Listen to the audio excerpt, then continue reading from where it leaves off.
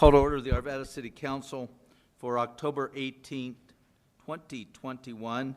And for her last business meeting, I'll call upon Councilmember Nancy Ford to lead us in a moment of reflection and the pledge. Thank you, Mayor. Would you please join me in a moment of silent reflection?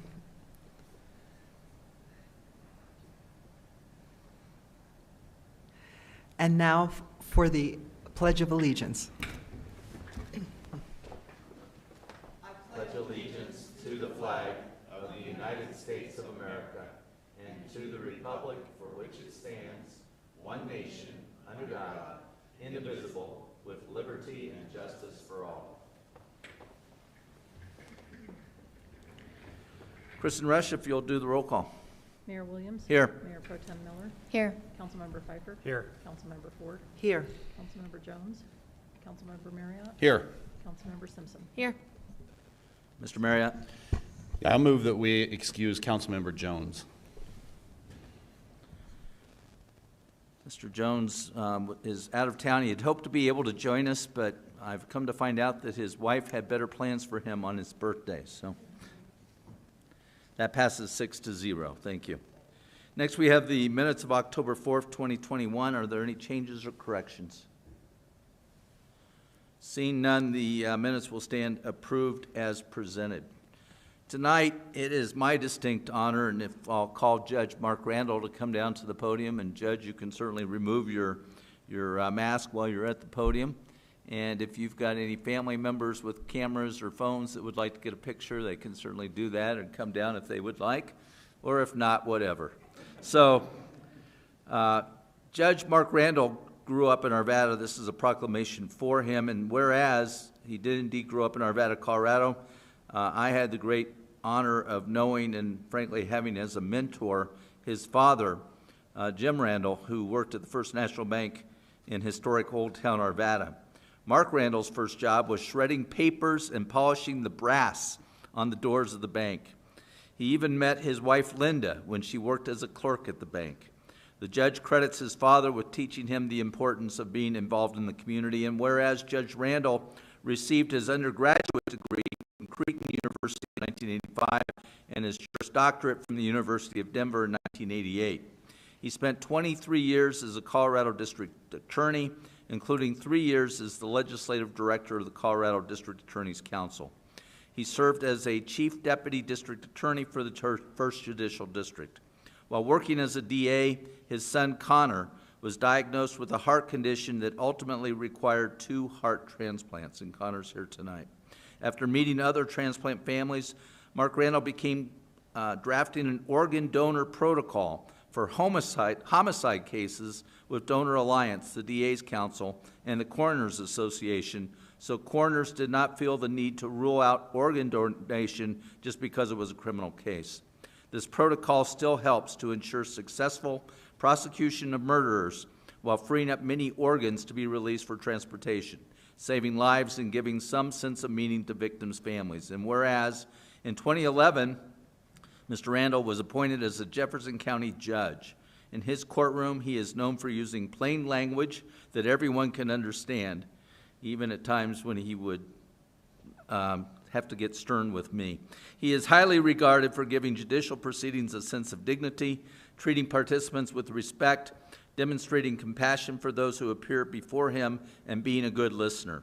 Judge Randall is committed to serving his community and to issuing just rulings while upholding the law. And whereas outside the courtroom, Judge Randall is active in community organizations, including a local animal rescue group, and in professional organizations committed to improving the practice of law and the administration of justice. He currently serves as the chair of the Jefferson County Community Corrections Board, as a member of the Standing Committee of the Statewide Division of Probation Services and the Supreme Court Model Criminal Jury Instructions Committee, as an instructor in the Advanced New Judge Orientation Program, and as a judge in the mock trial tournament for area high schools. Now therefore be it resolved that the Arvada City Council wishes to recognize Judge Mark Randall for his many accomplishments while serving the state of Colorado, the 1st Judicial District, and his service to the community.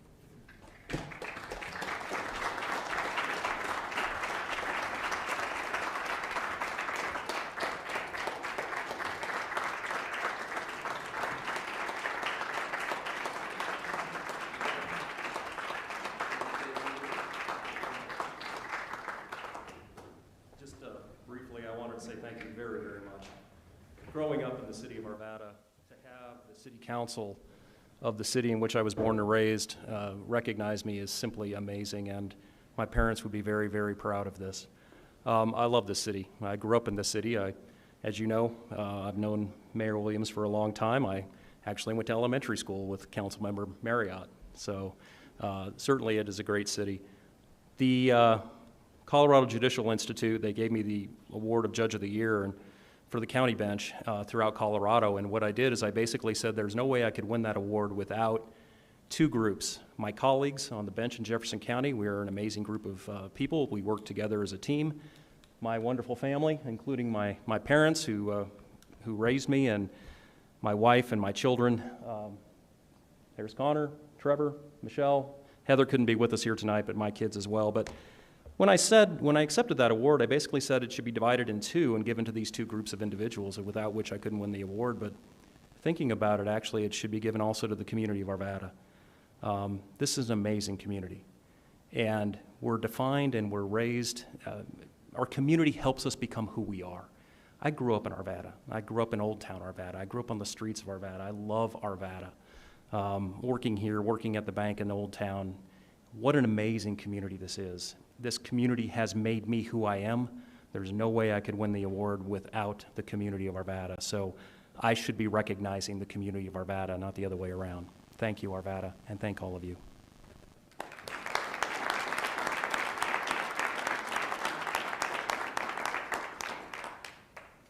Okay, we'll move on to public comment. I've got a few people who have signed up. Ed Tomlinson, you're first.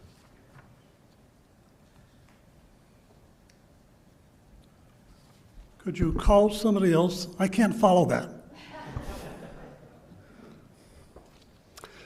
My name is Ed Tomlinson, 6264 Salvia Lane, Arvada, Colorado, out in Sunrise Ridge.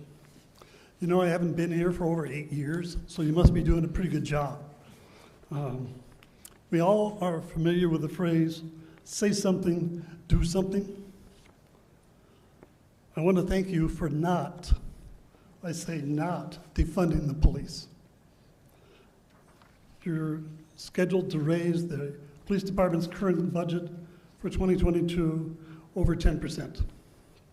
Thank you, big time. But please don't pat yourself on the back just yet. Briefly, there's two things I want you to fix. For the last 4 years in a row, crime in Arvada is up. Last year, 16 categories of crime in Arvada rose. 16 categories. That includes sexual assault, robbery, aggravated assault, burglary, theft from motor vehicle, and motor vehicle theft, to name just a few. Murder was up 500%. Sadly, according to one internet source, Arvada is no longer one of the safest cities in Colorado. In the past, the public has spoken loud and clear, voting twice to raise sales taxes for the police department. The public did their part. Now it's time for you to take care of business. There's no greater purpose of government than public safety. According to the budget manager here, the police department will only get about a 3.5% raise in cost of living. I quote, "This will make them competitive," unquote. This is according to the employment studies. I want you to triple it. Why? The cost of living is now at 5.3%, or 5.4%, depending on which government agency you want to talk about. You need to get a 10.5% raise. That's only a 5.5% raise above the cost of living. That's peanuts or chicken feed with our budget. So technically, they're not getting a raise. They're getting a 2% drop due to cost of living. And I've taken into consideration step increases. Now's not the time to be competitive. We need to be winners at reducing crime. To improve retention and hiring within the department, the word of mouth in police groups should say, check out Arvada first, Or did you hear what Arvada is doing? Let the police department, their industry, and the public know that you are the leaders and that this is priority one. Next item. Okay, your time is up, Mr. Thompson. Your 3 minutes I'll be is up. back. Yes, you've got some additional time later on, and we'll look forward to that. Next, we have Darlon Chang.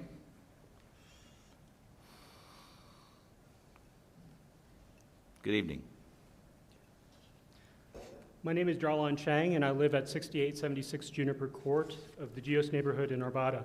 I'm here to ask City Council to reconsider its support for the story being told by a developer that is too expensive to build and market homes without dependence on gas lines, and that my neighborhood pushed the previous developer into bankruptcy, building the first 28 homes without gas appliances. This story is favored by developers and builders that have already lined up bulk discounts for gas appliances and do not want policies phasing out gas pipelines because of methane emissions, which have 84 times more global warming impact than carbon dioxide over a 20-year period, and must be rapidly reduced to keep the Paris target of 1.5 degrees C within reach. Many of my neighbors and I were frustrated to receive a letter from City Council that repeated developer talking points without verifying them. As the Colorado Sun reported last month, the previous developer was forced by divorce proceedings, not bankruptcy, to sell the land for the next phase of Geos development. Anyone who takes a tour of the first phase of Geos will find out from residents that instead of needing lots of expensive marketing to persuade them, they gladly bought homes that save them money in the long run from not having to pay a gas bill. The story of my neighborhood being a failed experiment in building without gas pipelines is not only false, but it also endangers the transition away from methane gas needed this decade to prevent runaway climate change. Perhaps some on City Council distrust the climate science that makes the case for urgent action to reduce methane emissions and prefer to believe the self-serving fossil fuel industry claims that methane gas is safe, abundant, and reliable. Speaking from my experience in the fossil fuel industry, I used to work as a research engineer at ExxonMobil Upstream Research Company from 2003 to 2019. I nearly became a whistleblower in the early part of my career because of my supervisor's disregard for my safety concerns that a project I worked on was at significant risk of a Space Shuttle Challenger level accident. Toward the end of my career, I became disillusioned by my management's lack of interest in directing my drilling and simulation research toward a transition to geothermal renewable energy and carbon sequestration. I also found out that against the values of many employees, ExxonMobil was lobbying against transitioning away from fossil fuels and funding shadow groups sowing distrust of climate science. Knowing that I could move my family from a climate-denying culture in Houston to the decarbonized Geos neighborhood played a major role in my decision to quit a 16-year fossil fuel career and attempt to personally and professionally transition to renewable energy and climate action. By supporting the special interests of short-sighted developers in the fossil fuel industry, City Council is risking the public interest in preventing runaway climate change that would result in mass starvation, economic ruin, and social collapse. My neighbors and I have gathered 260 petition signatures so far, and we are willing to keep gathering signatures and focusing media attention on City Council to stop supporting this false story from special interests. Thank you. Thank you. Next, Daniel Mondragon.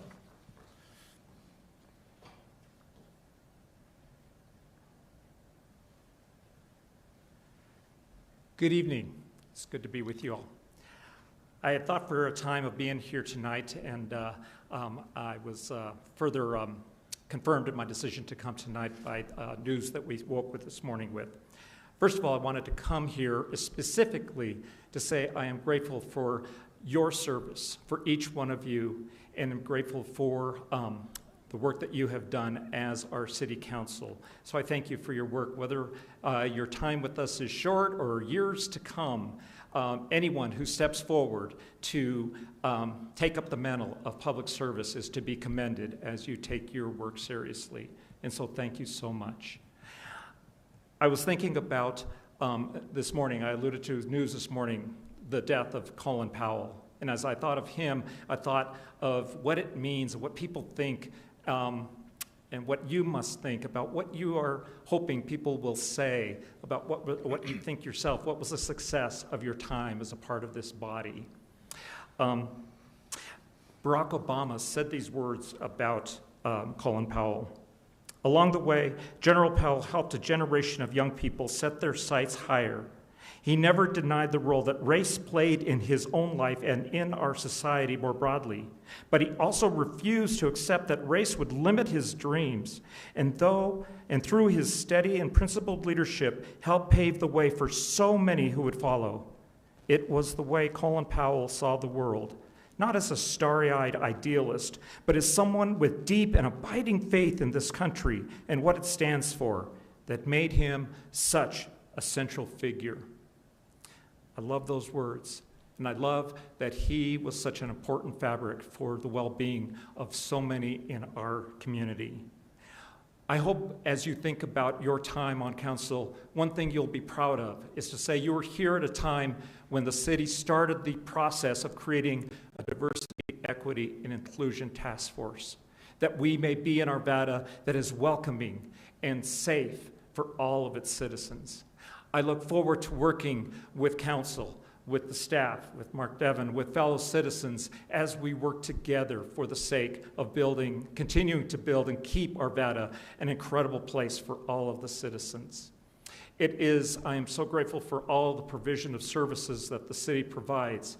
This work, DEI work, is something that we will be engaged in together, not you doing for us, but we doing together.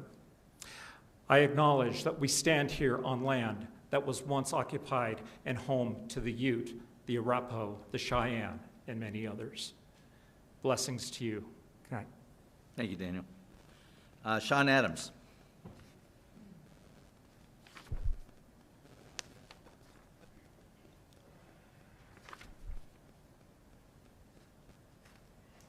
Thank you, City Council. I appreciate it. This is the first time, so please forgive me if I stumble a little bit. Congratulations to the judge. That was phenomenal. And Mr. Tomlinson, I know I've had my car broken into 3 times within the past year. And prior to that, living in the city of Arvada, I've never had that. So, but I'm here for a different reason. I've lived in Arvada since '75, went to Peck Elementary, Arvada High School. So, used to eat at Griff's all the time, miss Griff's. So, the problem that I've got is I'm struggling with the streets in Arvada. I've lived on the same street in Arvada. I live at 6525 Dover Street. It's right behind Peck Elementary for 45 years. It was my parents' house. I purchased that, or my wife and I purchased the house from my parents in 2002 when they moved back to Texas. And not in that 45 years has that street ever been repaved. Never. I can attest to this. So I've called the city, and they referred me to a gentleman, very nice gentleman, spoke to him. He basically said, I'm leaving in a week. I don't know who it was, but he said that he's moving on and they'll bring somebody else in. So I said, well, our street needs repair. And he goes, well, we rank it on a 0 to 100. The city of Arvada ranks it on a 0 to 100 scale in terms of being repaired and ADA and so forth and so on. I'm like, well, can you tell me what my street's ranked as?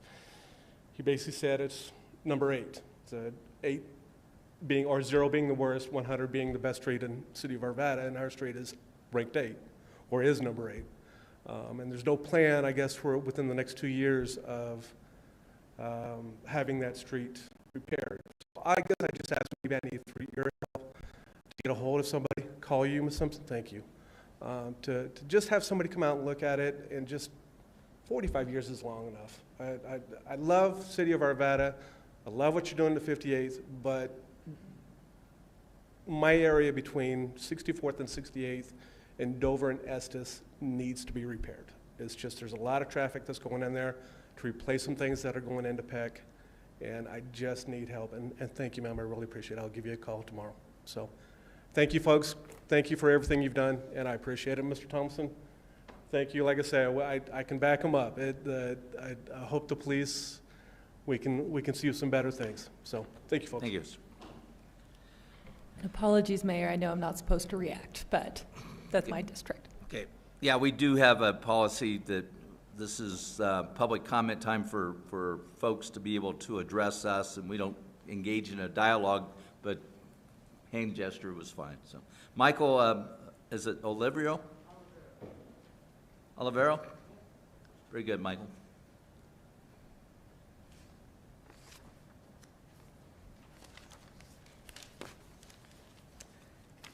First time, so And apologies. you can take off your mask if you would like. Sure. Whatever you're comfortable with.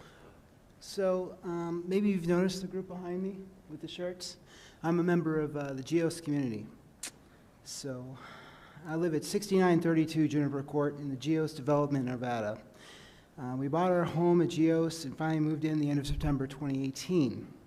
We thought we were building, going to join a net zero community. As more structures were built, we came to regard our new neighbors as friends. We have divergent backgrounds. We're similar in ethos. The world needs to move quickly towards a fossil-free lifestyle. As often happens in life, on our block, the first phase of GEOS finished, and then everything changed. Now, there are new owners, new builders. They're working hard with heavy machinery. They're moving dirt. They're putting in pipes, and they're also putting in gas lines. This is not the community that we bought into. I think it needs to stop. What you approved in the way of the platting and the arrangement of our neighborhood is the same one that we live in. It's a checkerboard pattern where the homes are close together, but they have good southern exposure. This lets in the winter sun, provides a lot of roof space for solar panels. It's indeed a brilliant design. The homes that we live in now do not use gas, but the ones they're going to build will. Gas for heating the air, gas for heating the water, gas for stoves, gas for decorative fireplaces. This is not the community that we want. I'm here with one simple request. Make sure that all future homes built within GEOS are built using electricity only. The use of fossil fuels is antiquated, no longer necessary. There's certainly no need to build with gas. Any builder that uses the argument that gas is what customers want is lying to your face. What he's saying is actually code. Gas is what we want. I get it, it's easier just to go with what you know, play to your strength and say, I would not expect a builder to be familiar with geothermal heating and cooling, heat pumps that are 4 times efficient as the best Energy Star rated gas-powered equivalent. I would not be surprised if they had no idea what an energy recovery ventilator was, or a heat pump electric water heater. It's okay. Learning about these things is hard. You have to read and go to meetings, things like that. The task you have at steering Arvada to a net zero, well, even more sustainable lifestyle is humongous. You've got homes that need to be converted that already exist. But the job here with the next phase of GEOS has already been done for you. All you have to do, and it takes almost no effort, is say, builder, just build with electricity. Everybody will be happy, and you know what? You'll be able to write in your book that you approved the largest affordable net zero neighborhood in Colorado, maybe the country. And you know what? If you build this thing, people will come. Okay. Thank you, sir. Thank you. I see we've got a couple scouts in the room, and we like to invite our scouts to come up and introduce themselves and tell us what troop you're with and what badge you're working on. Or if you have a comment you want to make, you can certainly make that as well. Aren't they supposed to do it at the appropriate time, the property thing? Oh, is this on an issue? Okay, fine, then we'll wait for that. But we'll go ahead and have them introduce themselves. We like to do that when scouts are here. My name is John, and I'm Troop 1876. Okay?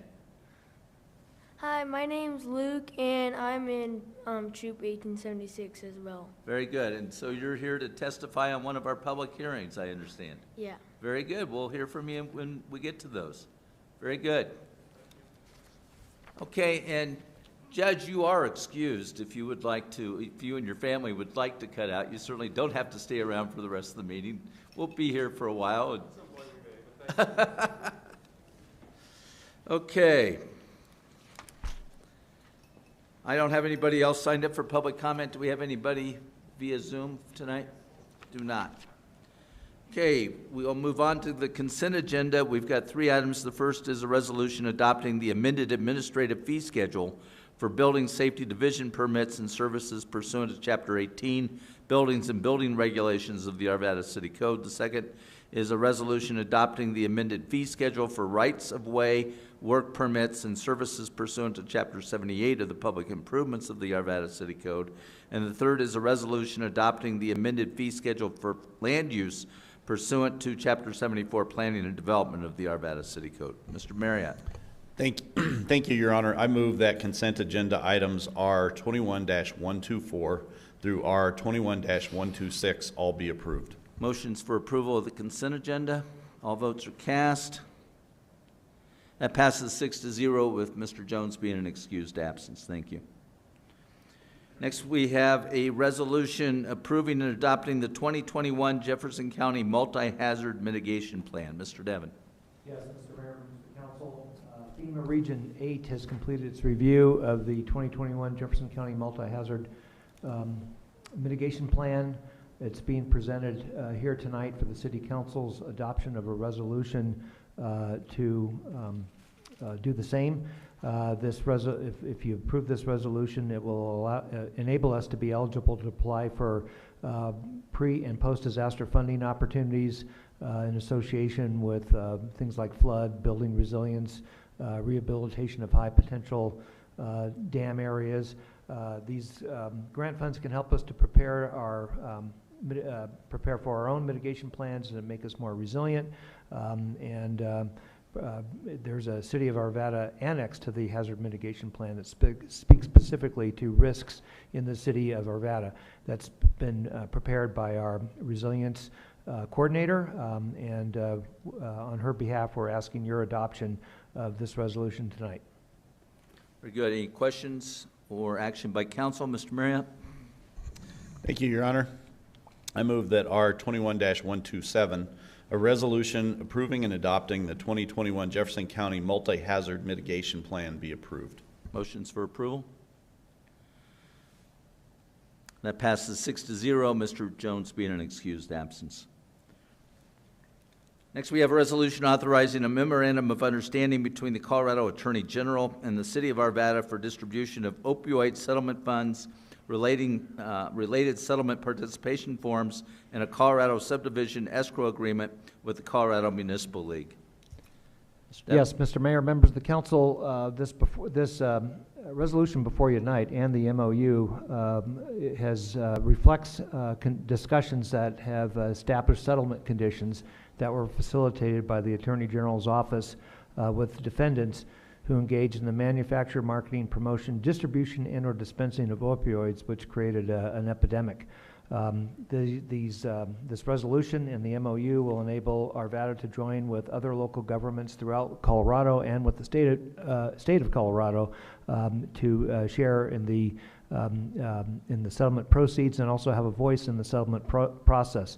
By approving the Memorandum of Understanding, the City of Arvada will be able to participate in the settlement process that involves local elected officials within Jefferson, Gilpin, and Clear Creek counties who will participate as part of a regional process that will determine the governance of the settlement proceeds and the settlement funds, determine how they would be spent, what they would be spent on, and how they would be allocated.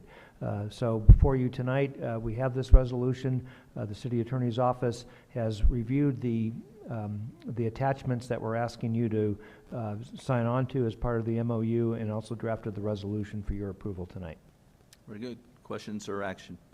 Mr. Marriott. Thank you, Your Honor. I move that R 21-128, a resolution authorizing a memorandum of understanding between the Colorado Attorney General and the City of Arvada for distribution of opioid settlement funds, related settlement participation forms, and a Colorado Subdivision escrow agreement with the Colorado Municipal League be approved. Motions for approval? That passes 6-0, Mr. Jones being an excused absence. Next, for her last time as Mayor Pro Tem and as an Arvada City Council member, Ms. Miller, will you read the first readings? Absolutely, Your Honor. It is my honor to do this last first reading. I move that Council Bill 21-037, an ordinance amending various sections of Chapter 102, Utilities, of the Arvada City Code pertaining to water user rates and bi-monthly service charges, and Council Bill 21-038, an ordinance amending Section 102-206 of Chapter 102, Utilities, of the Arvada City Code pertaining to wastewater user rates and bi-monthly service charges, and Council Bill 21-039, an ordinance rezoning certain land within the City of Arvada from City of Arvada RA Residential Agricultural to City of Arvada PUD Planned Unit Development, and amending the official zoning maps of the City of Arvada, Colorado, located at 7275 Kipling Street, Unit A and Unit B, Arvada, Colorado, 80005, all be approved on first reading, ordered published in full, and public hearing to be set for November 15, 2021 at 6:15 p.m. We traditionally have the Mayor Pro Tem read the first readings of ordinances, and Ms. Miller, you've done an incredible job these last 2 years. Now, if you'll vote on your motion. That passes 6-0. Thank you. Next, we have need for a motion to cancel the November 1st, November 22nd, 21 council meetings. We traditionally do not meet the night before an election because we've always had a fear that an outgoing city council might get kind of wild and crazy. And November 22nd, the reason for that one's being canceled is? Is the Monday of Thanksgiving week. Very good. Okay, so we are, need a motion from someone. Ms. Simpson.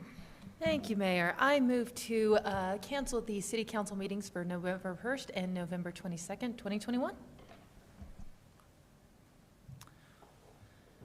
That passes 6-0. Thank you. Next, we are now to public hearings. I'll open the public hearing on Council Bill 21-129, a resolution setting forth certain findings of fact and conclusions as to the annexation of certain land into the City of Arvada, Colorado, northeast corner of Indiana Street and West 82nd Avenue, also known as 8200 Indiana Street. Same time, we'll consider Council Bill 21032, an ordinance annexing certain land into the City of Arvada at the northeast corner of Indiana Street and West 82nd Avenue, approximately located at 8200 Indiana Street in the County of Jefferson and State of Colorado. And we'll also consider Council Bill 21033, an ordinance rezoning certain land within the City of Arvada from Jefferson County A2, Agricultural 2, to City of Arvada PUD, Planned Unit Development, and amending the official zoning maps of the City of Arvada, Colorado, located at the northeast corner of Indiana Street and West 82nd Avenue, also known as 8200 Indiana Street. Also, we'll consider the major subdivision preliminary plat for White Wing at Ralston Summit, a 25.5-acre parcel of land approximately located at the northeast corner of Indiana Street and West 82nd Avenue, also known as 8200 Indiana Street. And we'll also consider the PUD development plan for White Wing at Ralston Summit, a 25.5-acre parcel of land approximately located at the northeast corner of Indiana Street and West 82nd Avenue, also known as 8200 Indiana Street. Mr. Devon. Yes, Mr. Mayor, members of the council will have Planning Manager Rob Smetana introduce these items. Thank you, Mayor and members of council. The applicant is requesting the 4 items that you addressed: annexation, zoning, preliminary plat, and PUD development plan. Approval for a 37-lot residential subdivision on 25.5 acres. The site, as you mentioned, is currently zoned A2 in Jefferson County. The proposed planned unit development zoning would allow for development at approximately 1.5 dwelling units per acre. Access to the property is proposed to be provided from 82nd Avenue with an emergency-only access to Indiana Street. The applicant is also requesting that the development be allowed access control through the installation of a gate at the primary entrance. The street within the development is proposed to be privately owned and maintained. However, the Land Development Code does state that private streets are to be discouraged. The Planning Commission unanimously recommended approval of the 4 applications during their September 7th meeting. As part of the recommendation, the Commission removed the staff recommended condition that the gated access not be allowed. We have received the signed posting log and mailing affidavit, and they are in order. The applicant is in attendance for a presentation and questions. We also have planner John Moore as well as Jake Sawaya and Jenny Wolfschlag from engineering, and they are all available for any questions you may have. Very good. Posting log and the mailing affidavit will be made part of the record. All those who intend to testify on this matter, if you'll raise your right hand.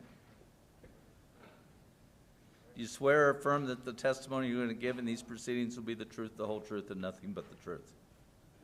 Very good. So the way we do this is the applicant will make their presentation. Following that, we will open it up for public comment, public testimony, and after we have that public testimony, we'll close the public portion of this in terms of testimony. After the applicant is given an opportunity for rebuttal and to respond to any testimony that's been given, we'll close it at that point, and City Council will then ask questions and submit motions. So we may proceed with that. Thank you, Mr. Mayor, Madam Pro Tem, short-term. Members of the council, my name is Joe Jean, last name spelled J-E-H-N, for the uninitiated, 5690 Webster Street, engineer for the applicant. We have Mr. Greg Bamford here of the of White Wing fame, if you will. Mr. Bamford and their family are longtime Colorado residents, but have been developing this type of product down in the Phoenix Valley region for quite a number of years, have over 500 lots to their claim down there. Again, we're here for the 4 items that you mentioned: the annexation, zoning, preliminary plat, and PUD plan for this project. I will take a moment to say that our testimony before the Planning Commission and our presentation there is part of the record here, so I will not be belaboring the presentation tonight. But and then secondly, we want to thank staff for all their hard work on this project. As you all know, there is no such thing as an easy project anymore. This particular project has lots of hair on it. We have fiber optic lines, we have high pressure gas lines, we have water lines, we have CDOT, we have railroad, we have Tucker Ditch, we have steep topography. This has been a very challenging site, and we want to thank staff for all their hard work in putting this together. Rob, can you go ahead and advance the slide for me?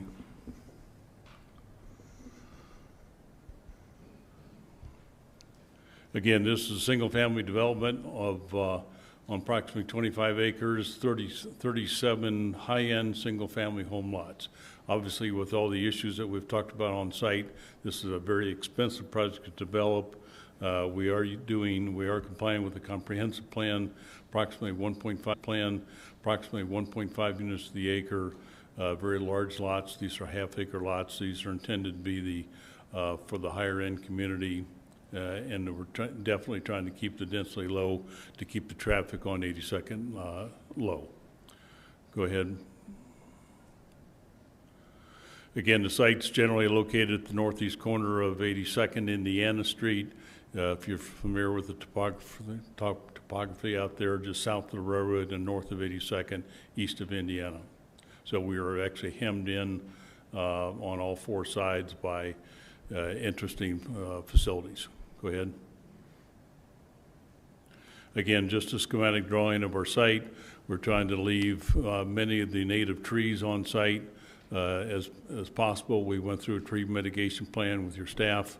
We are preserving a large unbuilt tract along the east side of Indiana Street. We are also, as part of this project, doing a fee in lieu because it's not possible for us to build the Indiana Street alignment right now until the viaduct gets done. So we are estimating that, we're doing an interim solution. We'll be doing all the prime grading, getting all those things ready, but the final construction, we'll be submitting an estimate and for staff to review and providing a fee in lieu of the Indiana Street improvements. Go ahead. I think we keep going, Rob. Again, just a little visual of the gated entryway that we'd like to do because of the size of the lots and the type of homes. The White Wing has had very good success in the past to doing these gated communities. So And again, the gate is just to keep the normal traffic out. These would be private roadways because of the minimal nature of the project, and the very few lots, and the nature of the homes. We feel that the private roadways are appropriate in this setting. Go ahead, Rob.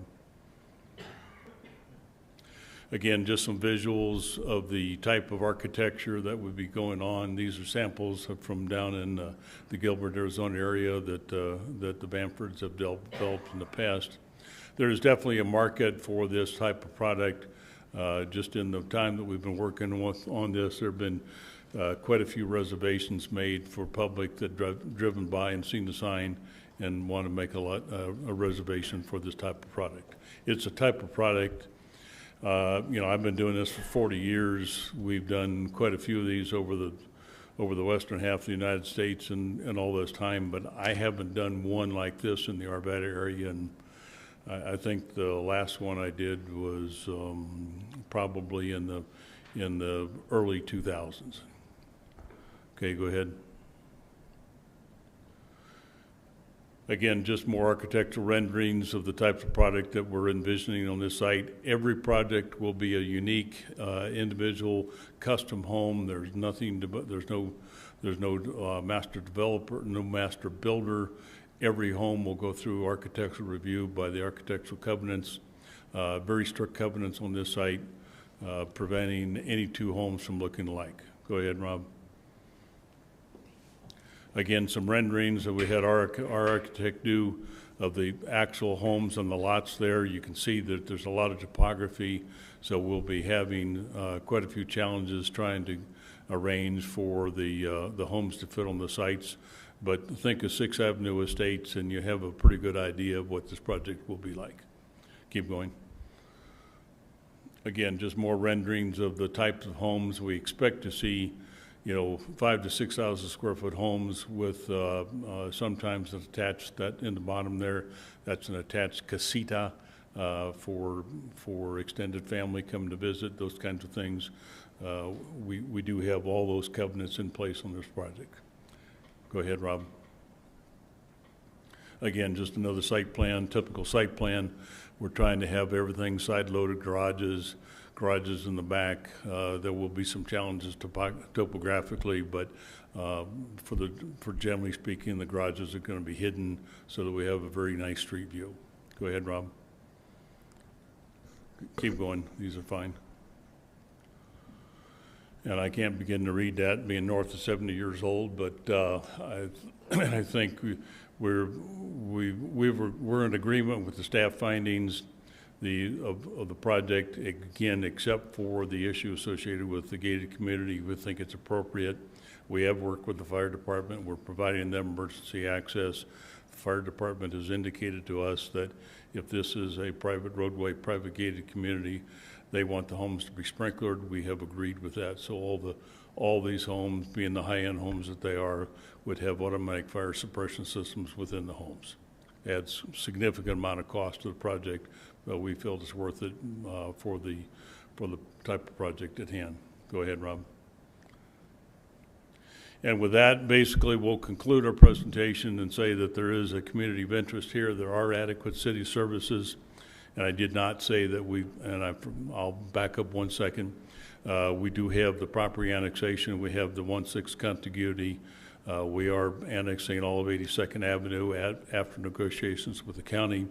In order to service this project effectively, sanitary sewer, we have to take sanitary sewer all the way to the east and down to the west side of the high school and down to 80th Avenue to connect into that sanitary sewer that we brought up 20 whatever years ago from down by Youth Memorial Hospital, or Youth Memorial Fields.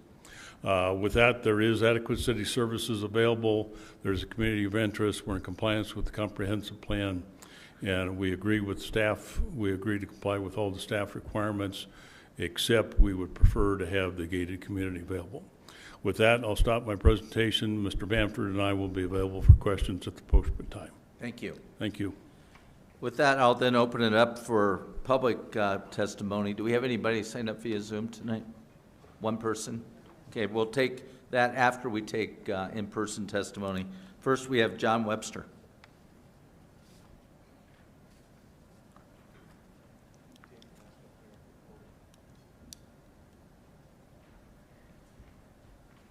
pull that mic right down there. Very good. Hello, my name is John Webster, and I live at 14500 West 82nd Avenue. To earn my citizenship in the community merit badge, I am required to attend a city council meeting, so that is why I am here tonight. I would like to voice my concern for the houses being built across the street from my house. I am worried that there will be a lot more cars on the street, and it will be less safe to ride my bike on the street. We already have problems with the high school students and other people speeding on my street, even with the 25-mile-per-hour speed limit and the speed humps. Will Arvada do anything to make my street safer? What can young people do to help? Thank you. And then I have Luke Webster.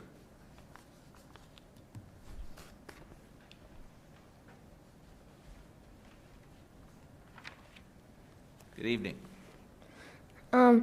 Hello, my name is Luke Webster, and I live at 14500 West 82nd Avenue.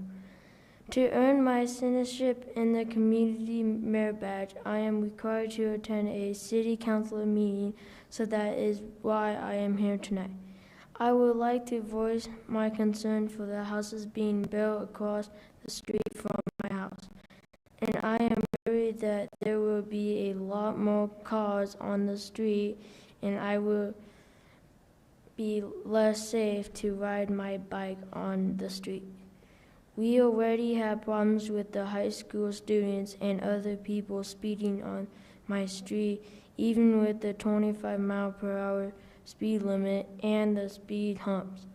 Will Arvada do anything to help make my street safer?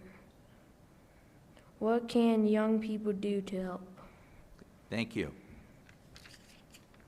Do we have anybody else in the council chambers that wishes to address City Council on this matter? Seeing none, we'll move on to the individual sign up on Zoom.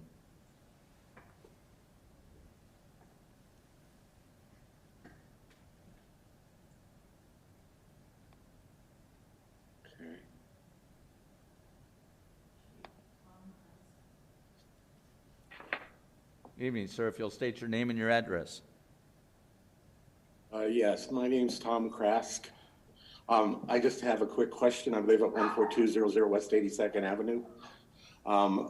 We've now heard that this is going to be for 37 home sites.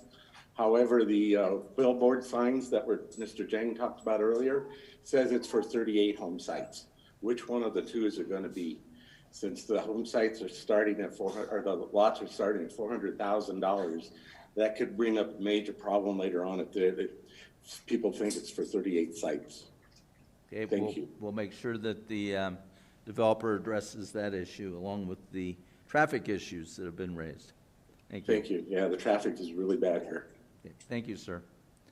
Okay, I'll have the applicant come back up, and if you could please address the issue of the number of lots as to that issue, and then also address, if you could, the traffic issues, particularly in comparison to what was previously being proposed with this property. Thank you, Mr. Mayor, members of the council. Yes, there are 37 lots, not 38. We originally had 38, but it just didn't fit. Staff beat us up so badly that we had to take one out. Sorry, guys. But no, by the time we got detention pond and all the other things we talked about here tonight, it just didn't work. So we dropped that from 38 lots to 37. Would love to have 40, but they just didn't work. In terms of the traffic, I want to compliment the scouts for what they did. I was a scout many years ago, and that's a good merit badge for them to have. The couple things going on with 82nd Avenue. As you know, Mr. Mayor, members of the council, there was an original proposal for a significant high-density project at this location for, Ryan, correct me, but I think about 300 units, which would have generated about 3,000 trips per day on this roadway. Our project of this nature generates, in round numbers, 10 trips per home, so we'll be generating 350 to 400 trips per day, as opposed to that 3,500 trips or so that would have been generated by a large-scale development. A couple other things. We are widening the roadway out. 82nd Avenue is, as you know, just a country road right now. We're widening it out, putting curb and gutter on the north side, and we will be building a detached sidewalk all along there. So when these young folks talk about riding their bikes, they will have a full public sidewalk on the north side to be able to ride their bike on east to west across that project. The other thing that they probably don't know, and I'm sure they don't because they're young enough not to, that before we designed 80th Avenue Parkway to come through there with the high school project, all that traffic came down 82nd Avenue. It was all there. Everything was going on.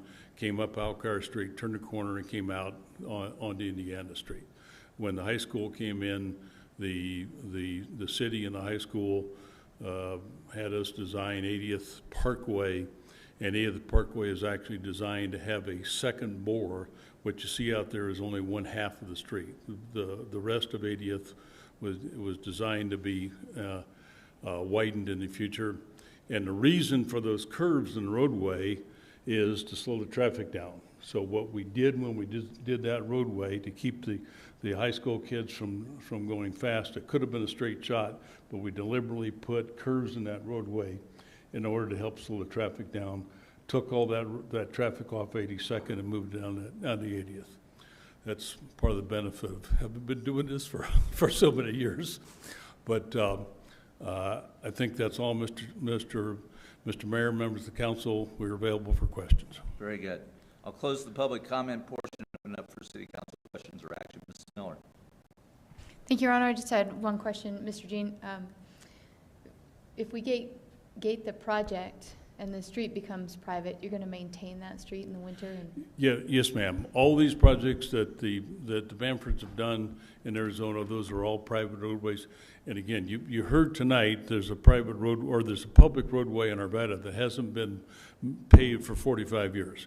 Well, that roadway gets a lot more traffic than what this will. This is get a very minimal amount of traffic, and so the maintenance aspect of this far out, the privacy outweighs the maintenance aspect. But yes, that will be owned and maintained by the HOA. Mr. Fiver. So it looks like on your drawing, and I just want to clarify the right-of-way on Indiana, because as you know, we are trying to widen Indiana. It looks like you are giving right-of-way to CDOT to widen in the proper width of that once we get that bridge taken care of. Is that a true statement? That is. We designed the project to the north side. We're matching the right-of-way that we did up there with all those improvements on the north side, the Park Place project there on the north side of the right where the come and go is. We designed that. We're matching all that. So you're aligning to that? Yeah, we're lining all that up. But yes, again, I couldn't see how much exactly. I saw one measurement of 72 feet, I think, from a property line, but I couldn't tell exactly. I think Chris, are we 120 feet total width? The proposed right-of-way on Indiana will be 120 foot total. Right, 100. Okay, and so we have it, and they have the right, setbacks and everything else. It was just hard to see that in the lines. And then in addition to that, we have another about 50-foot tract along Indiana Street for that big slope that's there and all those kind of things. So we're setting our homes not only the 120 feet, but another 50 feet back from there. And then we got the construction easement, it looks like, as well. Just want to confirm that. So if we ever do widen it, we don't have an issue on their property. And not only that, we'll provide an easement on the south side of the railroad for a shoe fly for during the construction process. They can build that shoe fly and then take down the bridge and rebuild a new one. All right, and then this last thing is I'm always worried about left-hand turns. I don't know if I'll say it again. No one in the Northwest understands no left-hand turns. But are we going to have some plans to prohibit left-hand turns diving into the pork chop going from southbound over, as well as enforcing? We'll be working with CDOT, the folks at CDOT on that. We designed the pork chop, as you called it, up just to the north of that. Ultimately, there's intended to be a median in Indiana Street, which would absolutely prohibit that that southbound Eventually. left turn movement. Okay. Thank you. I think that's all I had. I had one more. I might come back for a second bite. Okay, other questions? Mr. Marriott?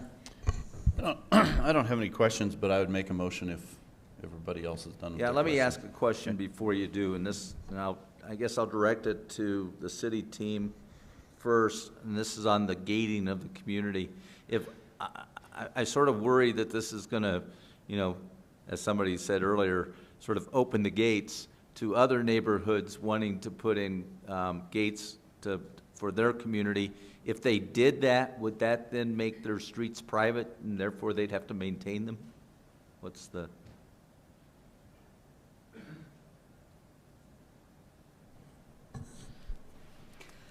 So yes, we would not make any roadways that were behind a gate public right-of-way. They would have to be private. Okay, which will probably be a pretty major disincentive to any of our larger neighborhoods. I'm thinking of Village of Five Parks or Wyndham Park, which has a nice gatehouse but no gates at the entrance to it. So Yeah, if any of those, if any proposed subdivisions came in with private gated roads, then that puts all the responsibility for maintenance on that HOA. okay, I guess that answers my concern with that. Mr. Marriott, you may proceed with your motions. Okay. Excuse me one sec. Okay. So I'm going to move that R 21-129, a resolution setting forth certain findings of fact and conclusions as to the annexation of certain land into the city of Arvada, Colorado, northeast corner of Indiana Street and West 82nd Avenue, also known as 8200 Indiana Street, be approved. Motions for approval. That passes unanimously. Thank you.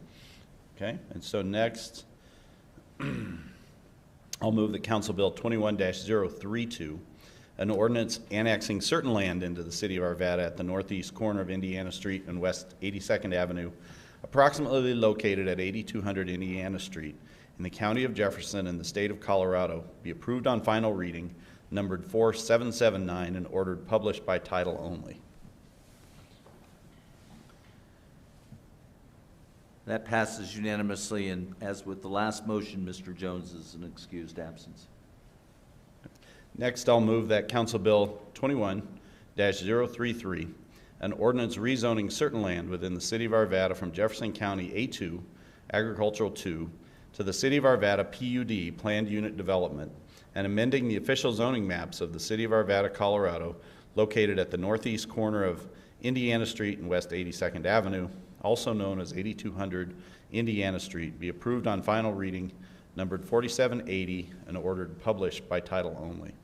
And this motion I'd actually like to speak to, and this is in general to the project in general, but wanted to wait to here to do it. So one, I'm very supportive of this development. In my time here on council, I have seen several different proposals for this project, all of which were far greater density than this particular proposal. All of those, while potentially were good projects, seemed a little out of place out in this more rural suburban part of Arvada, and I believe this development fits in there much better than anything else I've ever seen. So I'm very favorable to it for that reason. Number two, on this one, I just wanted to comment on the gated community. I wouldn't be for a gated community if it was a street that made connections anywhere, but where this is essentially one cul-de-sac that makes no connection anywhere, I really don't have any problem with the gated community. I think it does have maybe a very small positive effect on the rest of the streets in Arvada, in that these streets will then be privately maintained and leaving our funds available for the other streets we have. But I don't think I would be favorable for gated communities all over the place, particularly if they got in the way of connected streets, but in this particular case I am. So that's that one. And that passes 6-0. Before you move on to the next one, legal counsel, at what point when do we need to address the issue of the gated request? I was just asking that question myself. I'm going to refer it to Emily Grogg, Senior Assistant City Attorney. That be on the preliminary plat or the development plan? That is the condition that's listed in the staff report number 5. So you would be making a motion to accept the conditions, but remove the 5th condition of the gated access to the private road. So which one is that on? It is on the very last page of the staff report. So where should the motion be? Or do you need a motion on it, or is it now? Yes, it would be part of the PUD. Okay, very good. Okay. Okay. Mr. Marriott? Thank you. So I'll move that the major subdivision preliminary plat for White Wing at Ralston Summit, a 25.5 acre parcel of land approximately located at the northeast corner of Indiana Street and West 82nd Avenue, also known as 8200 Indiana Street, be approved. Mr. Pfeiffer, I actually have, yeah, I have a question. Maybe I need it. I remembered what my other question was. If this is going to be sprinklered, where are you requiring that these become sprinklered? Because that's what they're saying, is every one of these will be sprinklered. So I need to make sure that that's in their plots when they sell them to custom builders, that they will be sprinkled. Sprinklered. So where would that be put? So that would be part of the subdivision agreement at that point with the final subdivision plat. Ultimately, the plan must meet the 2018 International Fire Code that has been negotiated with the Arvada Fire Protection District. The Arvada Fire Protection District has strongly recommended sprinkling all of the buildings. I believe it's still left to be determined if all of the homes will be absolutely required to, or if the emergency vehicle access will allow the development to meet the International Fire Code 2018. But I struggle with that because I think there's still some members on council that don't want to adopt that universally for all future development. We can make it a condition of approval, I assume. Where should that be? On the subdivision preliminary plat or on the PUD development plan? Because I understand exactly what Mr. Pfeiffer's saying, that the applicant is representing that they're going to do that, and we don't want it to slip through the cracks and not be a binding requirement on this development. Correct. That would be part of the PUD development plan motions being made on currently. And just to be clear, the Arbata Fire Protection District will require this development to meet the National Fire Code that the city has adopted. The issue that has come up is that the emergency vehicle access that is shown onto Indiana may not, due to the slope on the site, fire engines may not be able to use that. If that is the case, the homes will be required to sprinkle the buildings. Wow. Since this is a preliminary development plan, the final design drawings will get to that point if the slope cannot be altered for the major emergency vehicle access. So one way or another, the site will meet fire standards. Okay, I'm going to call the applicant back up to address that issue then. It's too loose.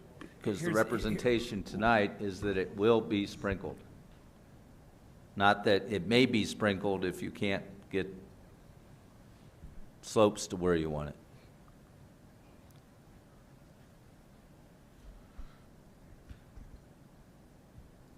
Mr. Jean?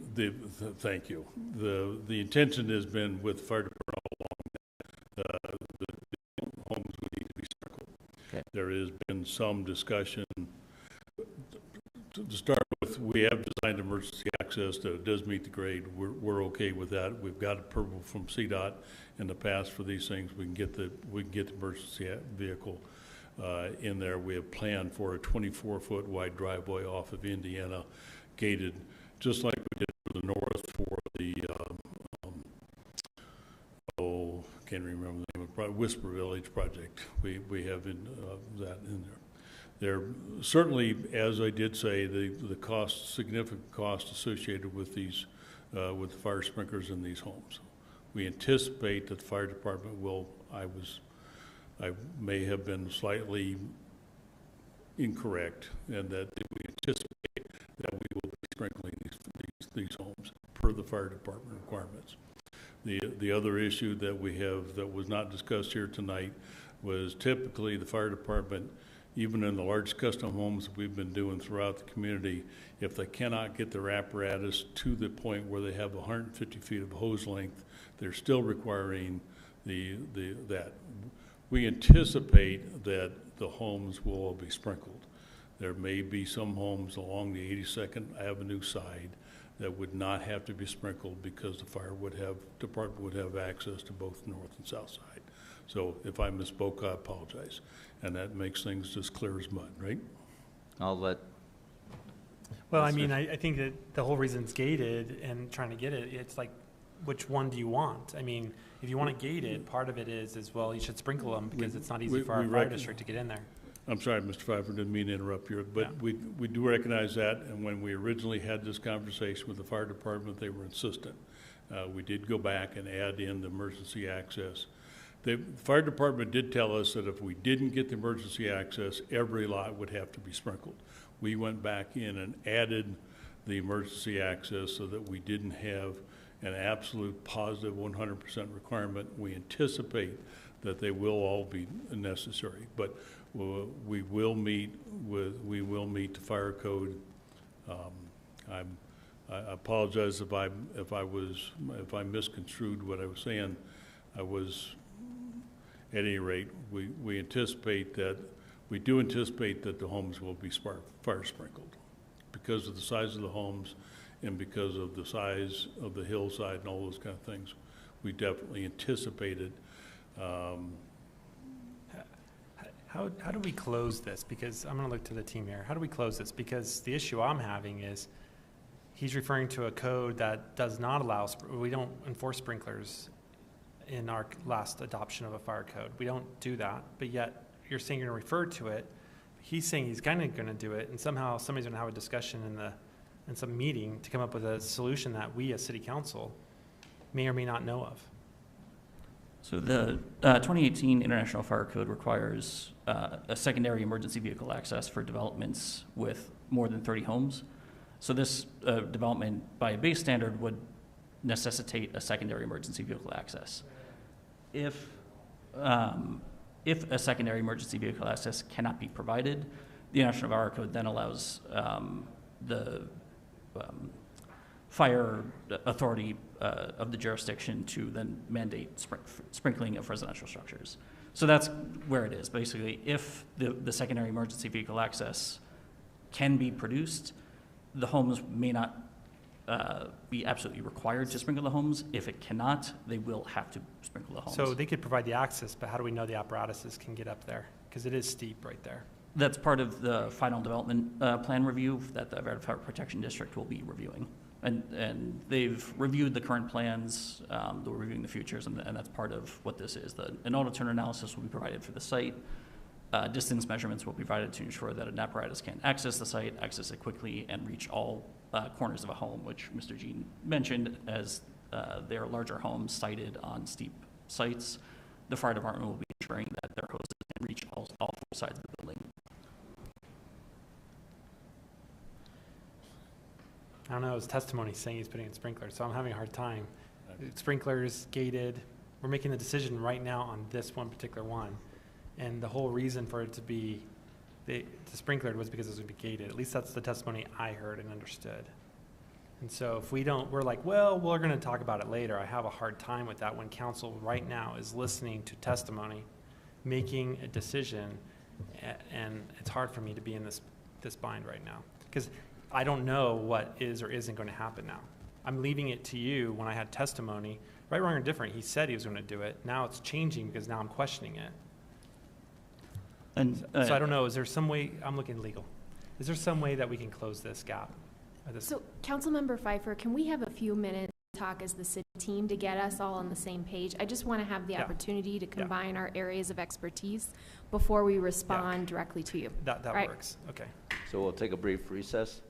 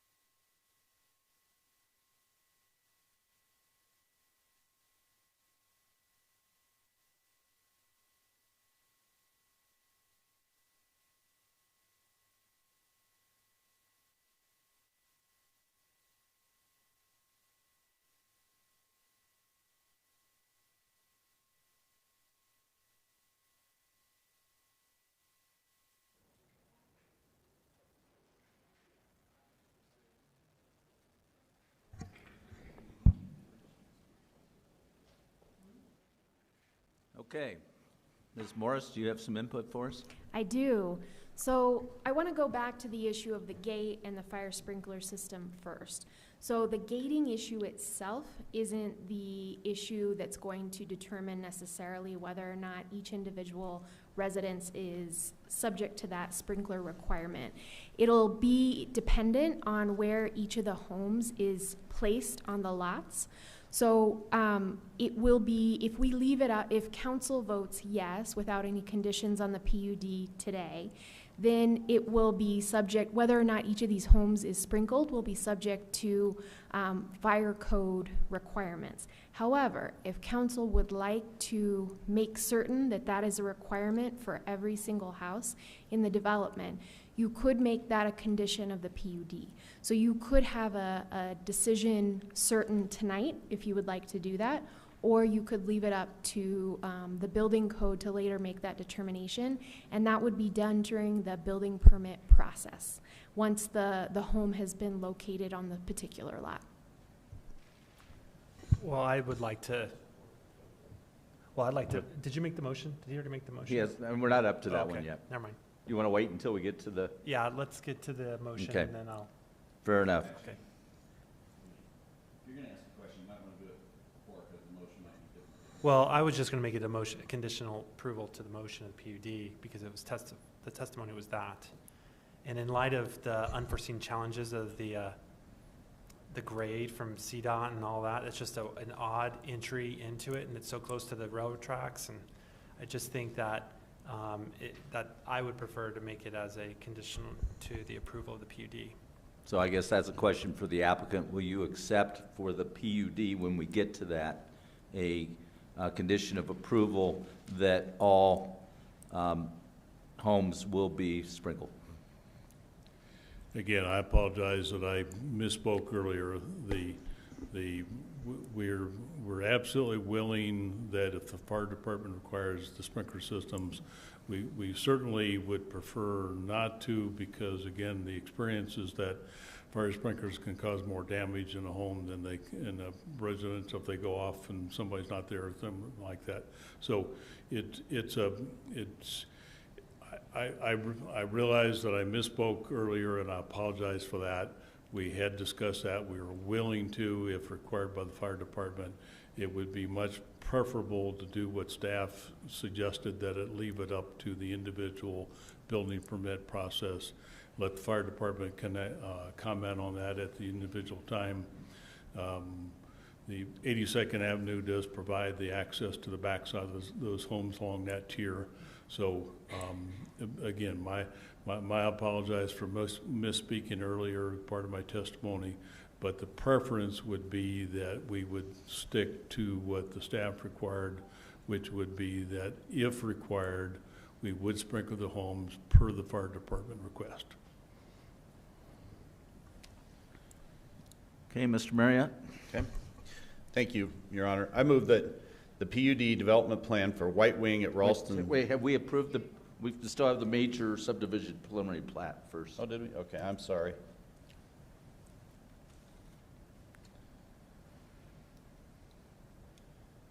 Okay, I move that the major subdivision preliminary plat for White Wing at Ralston Summit, 25.5 acre parcel of land approximately located at the northeast corner of Indiana Street and West 82nd Avenue, also known as 8200 Indiana Street, be approved.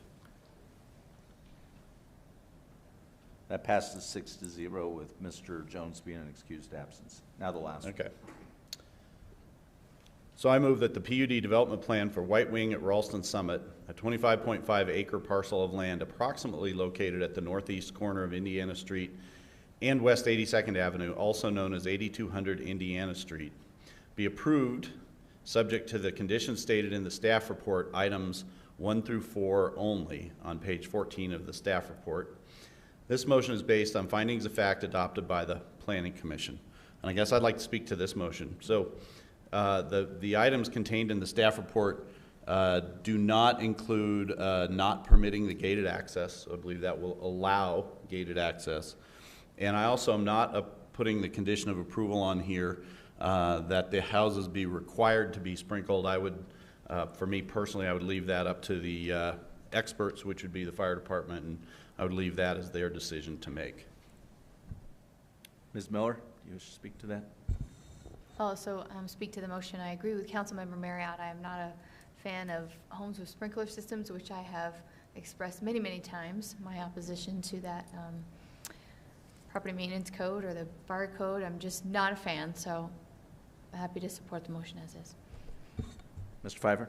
I'll support the motion, but I just want to stress to staff that it's collaborative with obviously the fire district, and it does not imply that fire sprinklers are something we start doing once they say that we need them.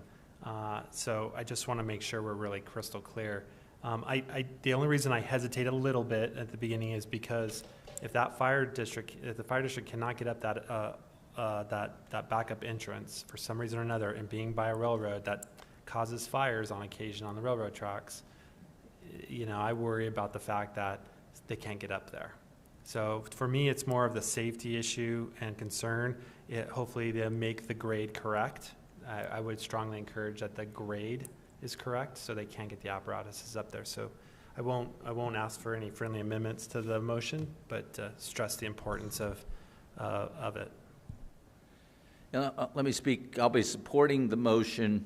With regard to the gated community aspect, I'm probably the old timer that's been here who's opposed gated communities in the past.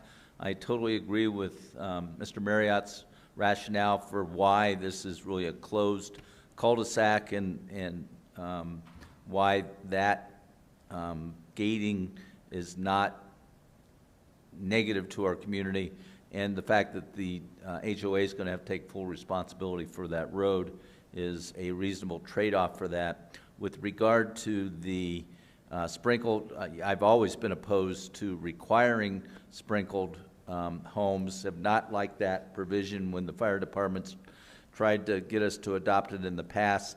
But if there are homes that the fire department determines cannot be appropriately served, then according to what our team is telling us tonight, then those lots will require sprinkled homes.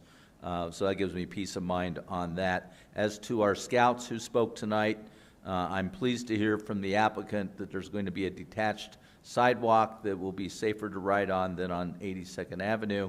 And having seen the project that was previously proposed for this property, where there was huge community opposition, not having the the Alkire Estates neighborhood come out in force tonight in opposition is very telling to me that this is a much more acceptable project, and therefore I feel confident in supporting it. So with that, if people will vote.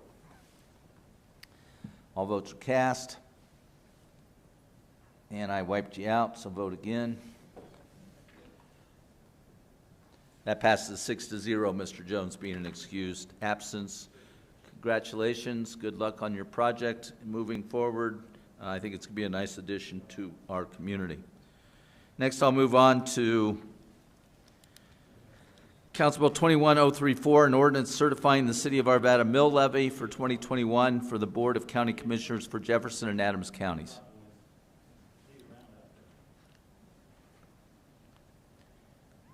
Mr. Devon? Yes, Mr. Mayor, members of the council, this is the item which approves the city's mill levy for the valuation year of 2021. This is the 2022 proposed budget estimates a little over $7.9 million that would be allocated, or that would be generated by the mill levy. The mill levy is not changed from the previous year.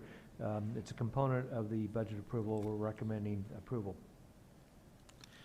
Okay, is there any member of the public that would like to address City Council on the mill levies? Seeing none, I'll close the public comment portion, open it up for council. Mr. Pfeiffer, you're first, and only. Oh, cool. All right. I move that Council Bill 21-034, an ordinance certifying the City of Arvada mill levies for 2021 for the Board of County Commissioners for Jefferson and Adams counties be approved on final reading number 4781 and ordered published by title only. Motions for approval? That passes 6-0. Thank you. Next, I'll open the public hearing on Council Bill 21035, an ordinance appropriating funds for fiscal year 2022. Same time, we'll consider Resolution 21130, a resolution adopting the budget for fiscal year 2022, and Resolution 21131, a resolution adopting the 2022 Capital Improvement Fund budget and allocating for specific projects in 2022. And third, we'll consider R21132, a resolution adopting the pay plan for fiscal year 2022. Mr. Devon? Yes, Mr. Mayor, members of the council, my comments will be really directed towards your consideration of all the items you mentioned. I think it's important to note that our budget ordinance is in the amount of $262,859,447. The presentation of the budget started back on August 9th when our finance and CMO teams presented the revised 10-year models along with a detailed review of current and previous estimates. This included changes that were related to our management of the COVID-19 pandemic. The presentations continued on August 23rd when our infrastructure work system along with finance and CMO teams presented information regarding our water and wastewater infrastructure. We also made a presentation to you regarding this matter on September the 20th. On September 10th, the budget document was provided to the council and posted to the city's website. It included a transmittal letter which discussed and provided an overview of the budget document. Then on September the 27th, you received a presentation that focused on the changes the biennial operating capital budget, which was approved last year by the City Council. And then finally, on October the 11th, you received some additional information about the Capital Improvement Fund. I think the point of my presenting this information to you is that we've had extensive discussions associated with the 2022 proposed budget update. A lot of work has been also completed by our entire team in putting the proposed budget together, and that's why we're recommending your approval tonight in compliance with the state law that requires the budget to be approved by October 31st of each year. And if you have any questions, we have team members here, in particular Mr. Archer, Director of Finance, that could answer questions you may have. Do we have any members of the public that would like to address City Council on this matter? No one via Zoom or in chambers. Ms. Ford, you're first. I'd like to make the motion if there are no questions. Mr. Marriott, do you have any questions? I'll just make a comment after Ms. Ford makes her motion. Very good. Ms. Ford, you may proceed. I move that CB 21-035, an ordinance appropriating funds for fiscal year 2022, be approved on final reading numbered 4782 and ordered published by title only. Mr. Marriott? Yeah, so just the comment I'd like to make is in my time on council here in 8 years, our budget has essentially doubled. Might be actually just slightly north of double, which for those of you who are math whizzes yields a growth rate of somewhere around 9% per year. And I think it's actually quite a compliment to Arvada that we have, that's the outcome here. Part of that comes from growth. I think we've had very good growth, good and well done growth in my time here on council. Part of it is some real innovative business things that the city of Arvada has done through AIDA, through urban renewal, and particularly through advocacy with the state via sales tax collections from online sales. I will note that this doubling of the budget has not happened due to a tax rate increase nor a mill levy increase. So good job all around when I look at it in a historical.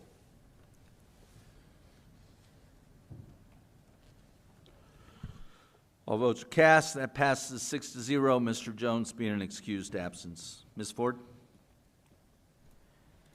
I move that R21-130, a resolution adopting the budget for fiscal year 2022, be approved. Motions for approval of the budget. All votes are cast. That passes 6-0. Mr. Jones being an excused absence. Ms. Ford? I move that R21-131, a resolution adopting the 2022 Capital Improvement fund budget and allocating for specific projects in 2022 be approved. Motions for approval of the capital improvement fund budget and allocations for specific projects. That passes 6-0, Mr. Jones being an excused absence. Ms. Ford. One more. Yep.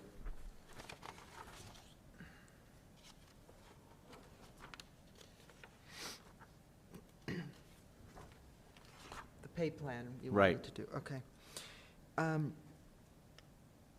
And I just wanted to make a comment before I do this, that I really wanted to thank Brian Archer and his team for all the work that they do on the budget, and they do a fantastic job. And really, Mr. Archer, I'm very proud of you, and I've always said that, you know, I think we're really blessed to have you as our financial director here in Arvada, and it gives me a great joy, especially that you're in my district.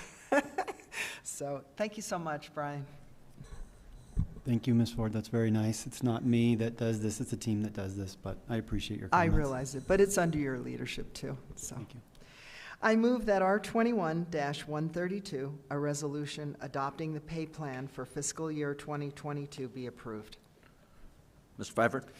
I just want to make a comment. I'll mention the rest of the team, Linda and team, putting this together as well. And you know, pay is an important thing in our whole philosophy, and I know we have a lot of discussion around that. And I just want to reflect that, you know, we can never pay our police officers enough for what they do day in and day out, and especially this last calendar year has been very hard for all of our teams, not only the police department, but our parks team and just the family in which we work with. And, you know, I always say this to my employees at the state, you know, we spend probably more time here with this family than sometimes our own families. And it doesn't matter how much money you make at the end of the day, you know, you spend a lot of time here.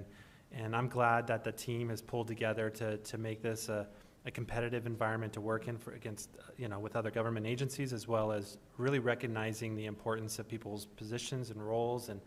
And I want to just express that council supports this. I'm sure we'll see here in a vote, that how important this is to us to make sure our employees are recognized through steps and increases and so forth, and for the hard work they all do. So, Thank you. Ms. Miller? Thank you, Your Honor. I actually have always wanted to filibuster a meeting, and I thought this would be a perfect time. So I brought a copy of War and Peace. Here we go. You're out of order, Ms. Miller. Sorry. Well, I appreciate Mr. Archer's team and everything that we have done to be so fiscally responsible for our community. We are fiduciarily responsible, and our community should be proud of the work that we have done. So thank you to every leadership person, every person of this team that has had to cut the budget and hold back on the extra order of paper clips and sticky notes to make sure that Mr. Archer was not on them with a red line. So I appreciate everybody's sacrifice and the commitment to our community. Thank you. Ms. Simpson? I didn't want to be left out, so I'm just going to say ditto to everything they said.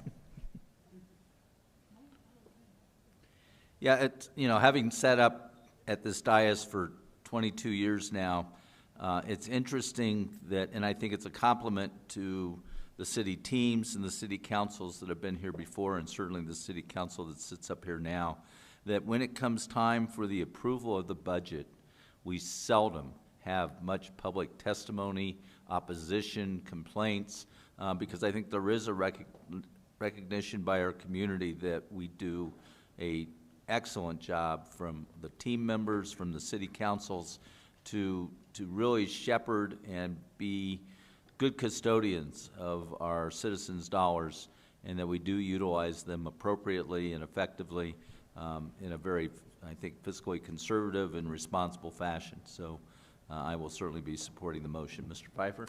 well, one last thing.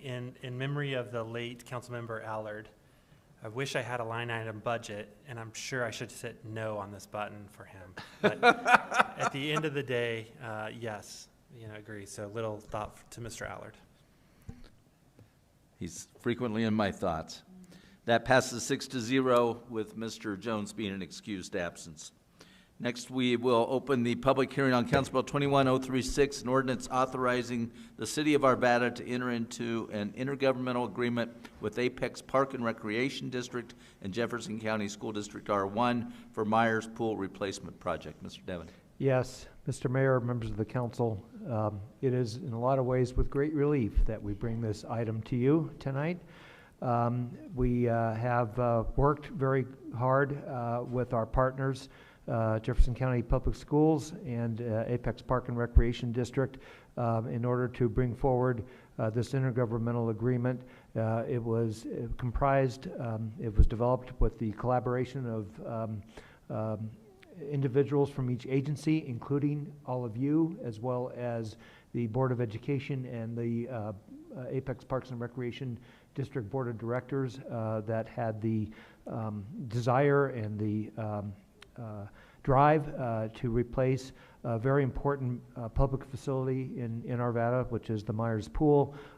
It's our only pool, and only indoor pool that allows for the delivery of aquatic services, including boys and girls swimming and diving teams from Jefferson County and age group clubs within our community.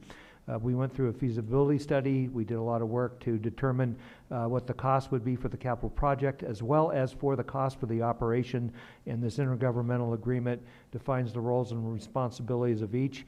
Just to briefly review, the city provides most of the land for the project, financing 50% of the project expenses, annual debt service payment, and then funds the majority of the capital maintenance and replacement plan as the project owner. Jefferson Public Schools provide a portion of land, a little bit of the property. I believe it's the parking that will be on the Warda Elementary School property. The lead agency for securing the project financing will pay 50% of the project financing costs, and as an equity partner will not be charged any user fees. And then the Apex Parks and Recreation District will be providing the and managing the day-to-day operations of the facility, which they do currently for the current Myers Pool, and then they will fund the operating deficits that we are anticipating based on all the work we have done for the operation, that there'll be operating deficits of approximately $500,000 per year, which they will take on and fund as part of the operation of the pool. So we very enthusiastically recommend that you approve the ordinance before you. And if you have any questions, we'll be happy to answer. Is there any member of the public that would like to address City Council on this matter? Seeing none, I'll open it up. Ms. Simpson, you were the first to get to a button. Perfect. So one, I'd like to reserve the motion. And before I go into the motion, do any of my colleagues have questions? Ms. Ford, any question? I don't have a question, but I did want to thank everybody who was on the committee, and certainly the Jefferson County School District and Apex, because I had gotten several calls from constituents in my district who really wanted to continue swimming at this pool, and I know that they're going to be happy with this. And while I won't be able to enjoy it, I probably would have if I were going to be here, but I'm really excited about this project, and I know many people will be. So I just want to thank everybody who really put a lot of hard work into this and got it done. Good. Ms. Simpson, you may make a motion. You. So the comment I just want to say is a huge congratulations to the entire team. I know this has been a multi-year process. There was even at one point talk of having to relocate Myers Pool. And so just a tremendous congratulations for finding a plan that would keep it in its current location, expanded and improved. Thank you to all of the partners, Warder Elementary, the neighborhood surrounding it. Their support has been critical. I know the Apex Board recently unanimously approved their part, and so it's our turn to follow suit. Thank you to our colleagues over at Apex. We genuinely appreciate this show of partnership, and we look forward to continuing it. So yeah, with that, I will just say congratulations to everyone. This will keep swimming and diving in our schools for our students, as well as a wonderful community asset. With great pride, I move that CB 21-036, an ordinance authorizing the City of Arvada to enter an intergovernmental agreement with Apex Park and Recreation District and Jefferson County School District R1 for Myers Pool Replacement Project be approved on final reading numbered 4783 and ordered published by title only. Mr. Marriott. Thank you. I just wanted to make a comment as well. You know, I was taken tonight when Judge Randall were here talking about growing up in Arvada, and as he told you, him and I went to elementary school together. So and look how he turned out. And you can tell which one of us did far better in school than the other. Yes, I know. I don't need to be reminded of that. Anyway, I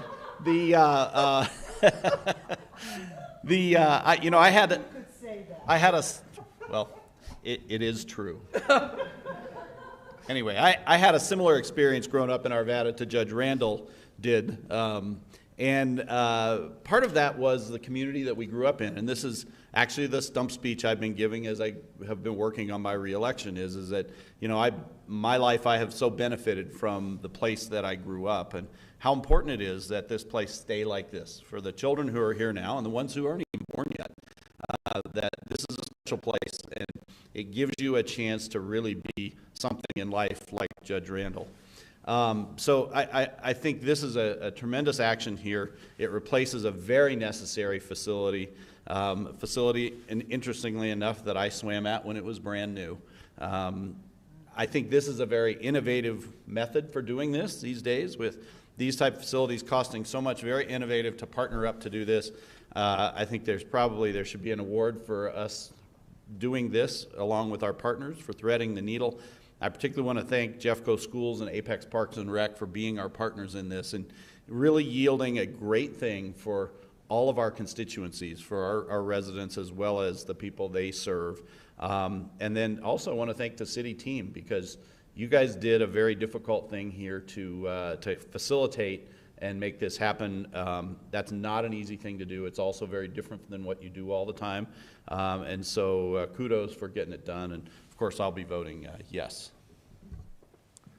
All votes are cast. That passes 6-0. Mr. Jones being an excused absence. That concludes our public hearings for tonight. Is there any public comment at this time? Seeing none, I'll close the public comment portion. City Council reports. Ms. Simpson. Thank you, Mayor. So I just wanted to give a very brief update. Mr. Pfeiffer and I had a great lunch meeting with the Arvada Fire Board representatives.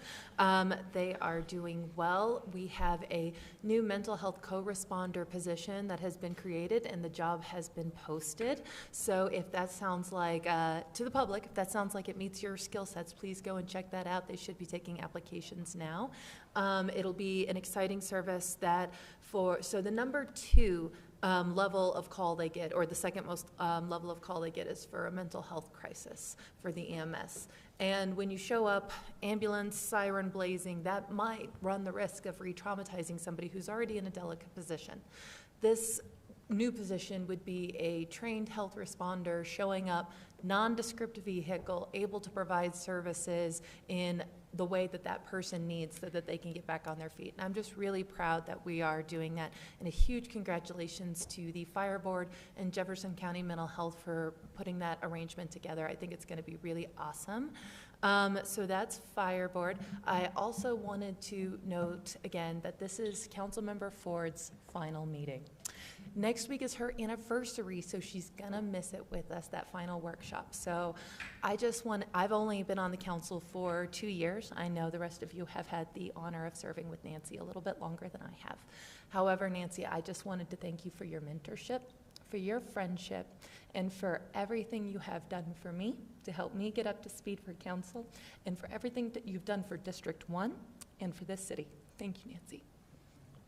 Thanks, Lauren. And we'll all get an opportunity to make some comments about outgoing council members at our meeting immediately following the election. So you got a first shot at that, so that's great.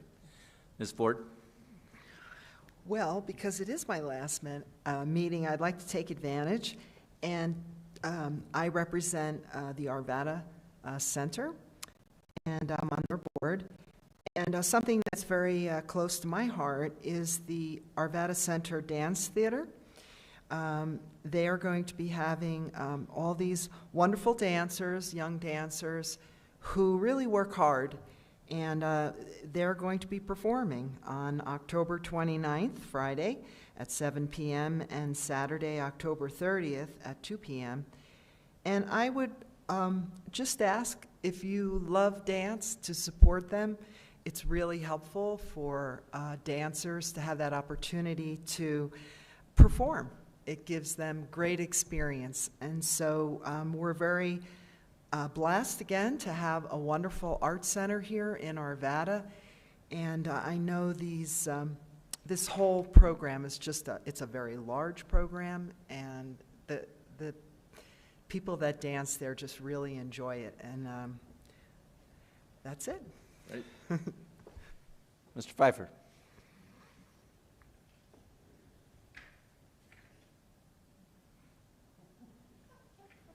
Sorry, Mayor. I just had a quick question. One of these days, we'll get rid of this plastic between us. I know. I feel like there should be holes at least.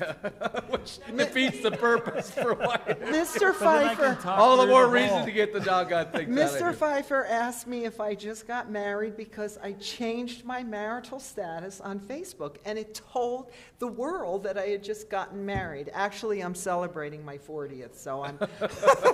Well, I was, I'm not on social media anymore, so my wife told me, I think Nancy's been married, and I'm like, well, I forgot to ask that question, but so I just wanted to make sure real quick before I open my mouth. So never trust everything that you read not on social media. No way.